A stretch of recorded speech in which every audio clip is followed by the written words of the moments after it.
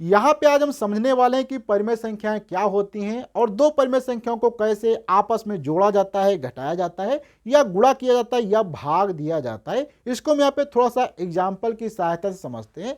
Suppose करो कि हमारे पास इस समय एक एप्पल है और हमारे घर के अंदर कोई एक हमारा दोस्त आता है, तो हम क्या करते हैं, अपना पूरा एप्पल उसको दे देते हैं। इसलिए यहाँ पे आप देख सकते हैं ये बहुत ही आसान काम था।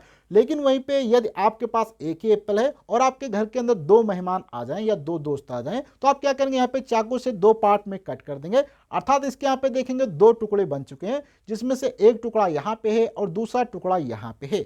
इसी प्रकार से अगर आपके घर के अंदर तीन दोस्त आ जाएं, तो यहाँ पे आप इसके तीन टुकड़े करेंगे। इस प्रकार से एक टुकड़ा यहाँ पे, एक टुकड़ा यहाँ पे मिल जाएगा। तो इस प्रकार से यहाँ पे जो टुकड़ों में चीजें बढ़ जाती हैं, तो यहाँ पे जो संख्या प्राप्त होती है इसे हम क्या कहते हैं, परिमेय संख्या कहते हैं।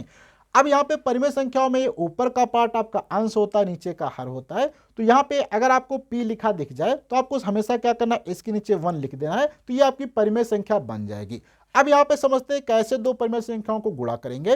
गुणा करते समय जैसे कि 1/6 लिखा है गुणे 4, तो यहाँ पे 4 आप देखेंगे आपको परिमेय संख्या नहीं दिखाई दे रही, लेकिन आप 4 के नीचे 1 लिख के इसको परिमेय संख्या बना सकते हैं। इसके बाद इसका अंश इसके अंश के साथ गुणा करो, इसका हर इसके हर के साथ गुणा करो, अर्थात 4 एकम 4 और 6 एकम 6 आ जाता है।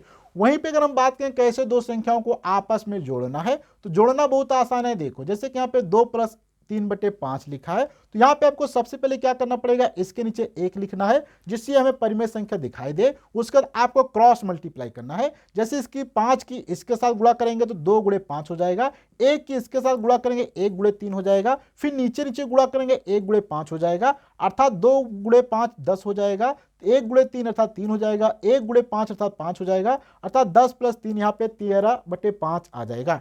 इसी प्रकार से अगर आपको घटाना है तो उसमें कुछ नहीं करना होता। अगर परिमेय संख्या नहीं है तो इसके नीचे 1 मान लो, फिर यहाँ पे जो ये प्रोसेस आपने किया सेम करना है। यहाँ पे जो प्लस था वहां पे आपको माइनस लगा देना है, तो माइनस के कारण 10 में से 3 घटाएंगे 7 आ जाएगा, 7/5 आ जाएगा।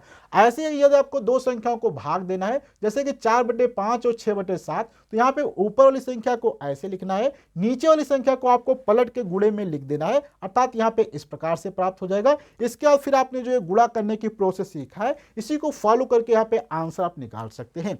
इसके बाद अगर आपको मान लो ऐसा लिखा दिख जाए, तो यहाँ पे सबसे पहले इसको आपको परिमेय संख्या बना लेना है, फिर यहाँ पे सेम प्रोसेस करके ऐसे गुणा कर देना है। तो ये वीडियो आपको कैसा लगा, प्लीज आपको अपना फीडबैक कमेंट बॉक्स में देना है। और यदि अभी तक आपने चैनल को सब्सक्राइब नहीं किया, सब्सक्राइब करें, साथ में बेल आइकन को प्रेस करें। अगले वीडियो मिलेंगे, जब तक के लिए धन्यवाद।